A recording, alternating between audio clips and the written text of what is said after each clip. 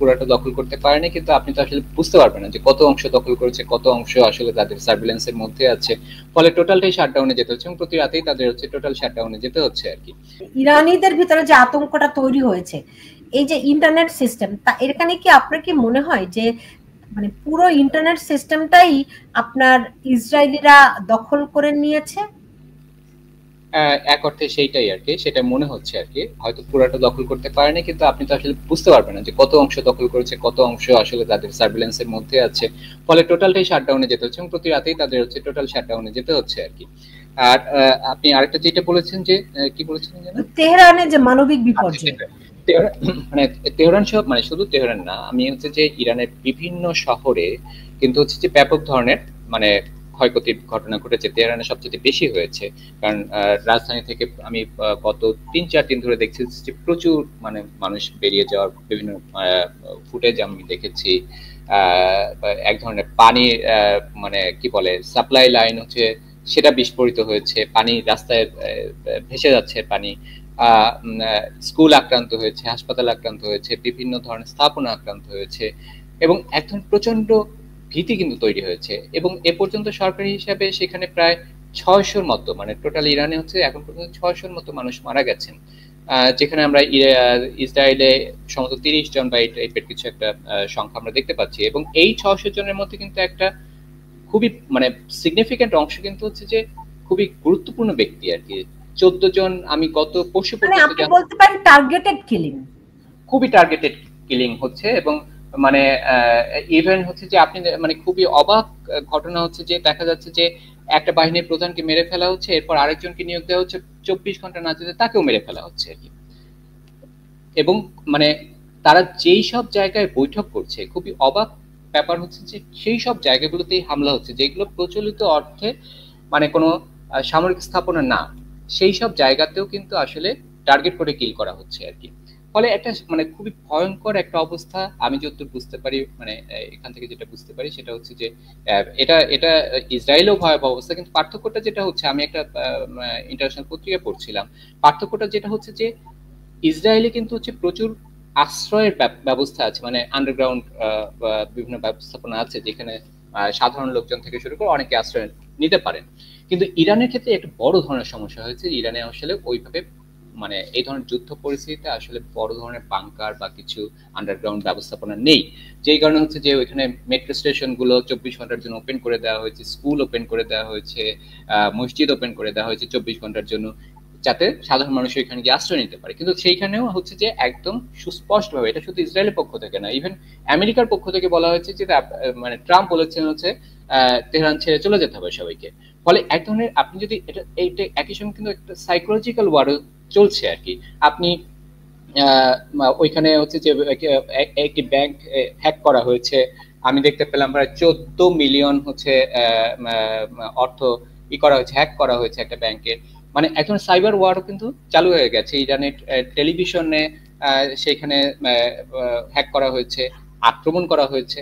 এইসব ঘটনায় আসলে এক ধরনের মনস্তাত্ত্বিক যুদ্ধ কিন্তু আমি আসলে দেখতে পাচ্ছি যে ইরানের উপর চাপিয়ে দেওয়া হচ্ছে বা চেপে গেছে আর কি, যেটা ইসরায়েলের ক্ষেত্রে ওইভাবে ওই অর্থে এখন পর্যন্ত শুধু অস্ত্রের যে আঘাতের যে ভয়, সেইটার বাইরে অন্য যে সাইকোলজিক্যাল যে ওয়ারফেয়ারের যে ব্যাপারগুলো সঞ্জয়, আপনি মানে যুদ্ধ তো সবসময় শুধুমাত্র অস্ত্রের যুদ্ধ নয়, মনস্তাত্ত্বিক যুদ্ধটা আসলে অনেক বড় একটা ফ্যাক্টর।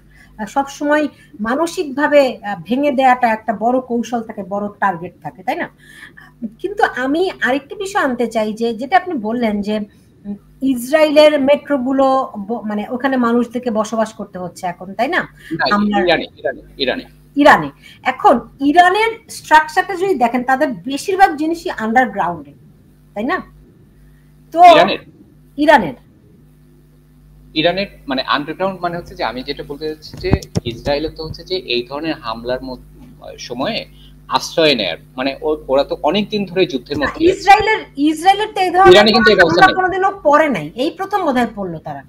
না না, ইসরায়েল তো মানে আরব বিশ্বের সঙ্গে সবসময় হামলার ঝুঁকিতে ছিল, তাদের মিশরের সঙ্গে যুদ্ধ হয়েছে, গোলান মালভূমি নিয়ে যুদ্ধ হয়েছে তাদের। না, কিন্তু এখন ইরানের সঙ্গে যে ভয়াবহ হামলার মধ্যে পড়েছে, এরকম পরিস্থিতিতে ইসরায়েল কি না কখনো না পড়েছে? এরকম তো পড়েইনি, এরকম এরকম পড়েইনি। পড়েনি।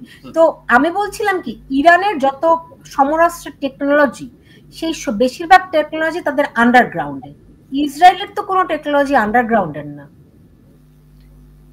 ইসরায়েলের না, এই টেকনোলজি আসলে কোথায় আছে এটা তো আসলে ইসরায়েলেরটা কোথায় আছে এটা আমরা দেখতে পাচ্ছি না আর কি। মানে আপনি যদি মিসাইলের কথা বলেন, এবং ইসরায়েলের হামলার ধরন আর ইরানের হামলার ধরন কিন্তু একদম পুরো ডিফারেন্ট আর কি। যে মানে ইসরায়েল হামলা চালাচ্ছে তাদের বিমানে অস্ত্র, মানে ক্ষেপণাস্ত্র নিয়ে একদম তেহরানের উপর দিয়ে হামলাটা করছে। আর ইরান হচ্ছে কিন্তু তার মানে পুরো ডিফারেন্ট মডেলের, মানে যেটা হচ্ছে যে তাদের ওইখান থেকে মিসাইল গুলো মারছে, এবং মিসাইলের বেশিরভাগ এগুলো আন্ডারগ্রাউন্ড, এটা ঠিকই আছে। কিন্তু আমি বিভিন্ন কিছু দেখেছি যেটা হচ্ছে যে ওদের মানে ইসরায়েলের দাবি, এটা আমি জানি না, এটা যুদ্ধের ক্ষেত্রে অনেক ক্ষেত্রে বাড়িয়ে বলা হয়। আজকে তারা দাবি করেছে যে তারা হচ্ছে যে 2/3 সক্ষমতা তারা ধ্বংস করতে পেরেছে। এর বাইরে যেটা হচ্ছে যে ইসরায়েল এবং ইরান দুই পক্ষের বিষয়ে যে খবরটা এসেছে সেটা হচ্ছে দুই পক্ষেরই কিন্তু আসলে গোলা বারুদে মানে হয়ে যাচ্ছে, কমে যাচ্ছে। যেটা হচ্ছে যে ইসরায়েলেরও কমেছে, মানে তাদের আকাশ প্রতিরক্ষার জন্য ব্যবহৃত সেই ইগুলো কমেছে, একই সাথে ইরানেরও কমে আসছে। কিন্তু ইসরায়েলের সুবিধাটা হচ্ছে ইসরায়েলের কমলেও ইসরায়েল তো এই সরবরাহটা সে পশ্চিমা দেশ থেকে নিয়মিত পেতে পারবে আর কি, পাবে। ইরানের ক্ষেত্রে কিন্তু এই মানে সুবিধাটা নেই আর কি, ফলে এটা ইরানের জন্য রাশিয়া তাদেরকে দেবে, রাশিয়া তাদেরকে দেবে বলে আমার চায়না মনে দেবে। হয় সেটা মানে আমরা আশা করতে পারি, কিন্তু সেই ধরনের কোনো লক্ষণ আমি দেখতে পাই না যে সরাসরি হচ্ছে যে রাশিয়া আসলে না, ধরেন আমেরিকা যেমন তাদের সঙ্গে প্রক্সি ওয়ার করছে, আমেরিকা সরাসরি যুদ্ধ করছে না কিন্তু তাদেরকে বিভিন্ন সাপ্লাই দিচ্ছে, ঠিক এরকম রাশিয়া চায়না তাদেরকে অস্ত্র মানে সরাসরি যুদ্ধ করবে না কিন্তু প্রক্সি করবে, সাপ্লাই দিবে। এটা সম্ভাবনা, যে আমি প্রথমে বললাম যে এটার সম্ভাবনা আসলে খুব কম, কারণ হচ্ছে যে এইখানে মানে আপনার স্বার্থের বিষয়টা অনেক বিস্তৃত। মানে রাশিয়া শুধু হচ্ছে ইরানের সঙ্গে সম্পর্ক রাখবে নাকি হচ্ছে আরব বিশ্বের অন্যান্য দেশগুলোর কথাও তাদেরকে বিবেচনায় রাখতে হবে। সৌদি আরবের সাথে তার একটা ব্যাপক সম্পর্ক উন্নয়নের ঘটনা গত 2 বছরে আমরা দেখতে পেয়েছি। ফলে সে আসলে মানে সৌদি আরবের ক্রোধের শিকার যাতে না হয়, কারণ মানে ইরানের পতন যদি আলটিমেটলি ঘটে, মানে রেজিম পতন যদি ঘটে, সেটা আসলে সৌদি আরব যতই মুখে বলুক না কেন এটা তার জন্য আসলে সুবিধাজনক।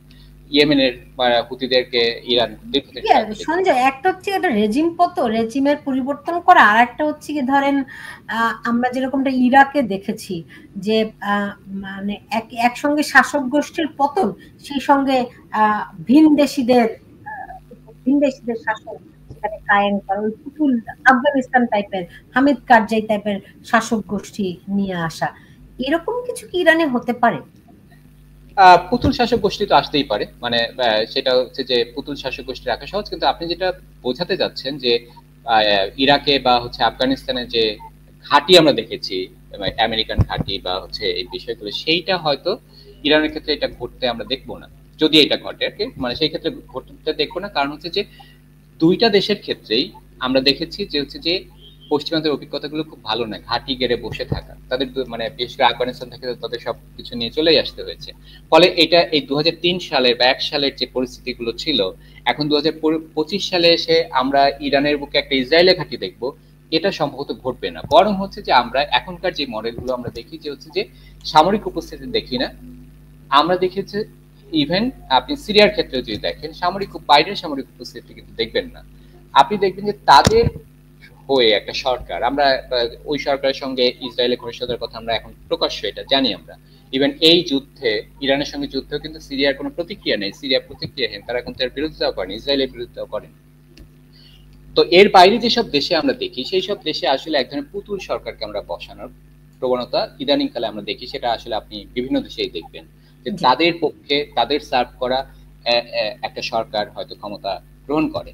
হ্যাঁ, তো সেই জায়গা থেকে আমার মনে হয় যে আপনি ইরানে যদি রেজিমের পতন ঘটে, আপনি হয়তো কোনো বিদেশি সামরিক ঘাঁটি, সেটা আমেরিকার বা হচ্ছে ইসরায়েল বা যাই হোক না কেন, ইসরায়েল তো হবেই না, আমেরিকারও আমি আসলে কোনো ঘাঁটি গেড়ে ওইখানে বসে থাকার সম্ভাবনাটা খুব কম দেখি। তারপরেও মানে আমার মনে হয় ইরান একটা প্রাচীনতম সুপার পাওয়ার হিসেবে যেভাবে করে মোকাবেলা করছে, এটি নিশ্চয়ই অনেকেই বিস্মিত হচ্ছেন। কিন্তু আমি যেটি আমি আমার শিরোনাম করেছি যে বিশ্ব কি তৃতীয় বিশ্বযুদ্ধের মুখে, ঠিক আছে, তারা না হয় এখন পৃথিবীতে সুপার পাওয়ার নয়, কিন্তু এক সময় তো সুপার পাওয়ার ছিল। আর যোদ্ধার বিষয়টি তাদের থাকে অনেকটি থাকে বুদ্ধিবৃত্তিক, আরেকটি থাকে রক্তের মধ্যে, তাই না?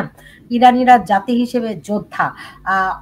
ফলে আমরা কি তৃতীয় বিশ্বযুদ্ধের দিকে, আপনি শুরুতেও বলেছেন, তবু একটা শেষ করছি এই প্রশ্নটি রেখে, যে এর বিস্তৃতি কত দূর পর্যন্ত আর কি বিস্তৃত হতে পারে? আমি যদি মানে পশ্চিমা কৌশলের বিবেচনা মাথায় রাখি, তাহলে আমি আসলে যদি সেইটা ধরে হচ্ছে যে কোনো না কোনো ভাবে ইরান সরকারের পতন হয়, ইরানের পতন হয়, তাহলে আমি হচ্ছে যে মানে ইরান এখন যেই অবস্থায় আছে, আপনি যেটা বললেন যে এটা যদি 10 বছর আগে ঘটতো, তখনকার যে পরিস্থিতিতে থাকতো, কারণ ইরানের তখন অনেক ধরনের বন্ধু ছিল, এখন কিন্তু বন্ধুটা নাই আর কি।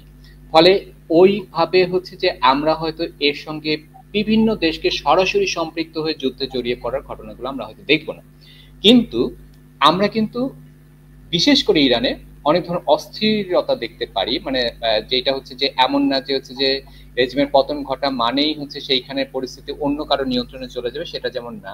একই সঙ্গে ইরানের কিন্তু হচ্ছে বিভিন্ন ধরনের সমর্থক গোষ্ঠী আছে, সশস্ত্র গোষ্ঠী, সেটা হামাস থেকে শুরু করে হেজবুল্লাহ থেকে শুরু করে বিভিন্ন ধরনের মানে বিভিন্ন জায়গায় ছোট ছোট পকেট আছে আর কি, হুতিদের অংশটা আছে।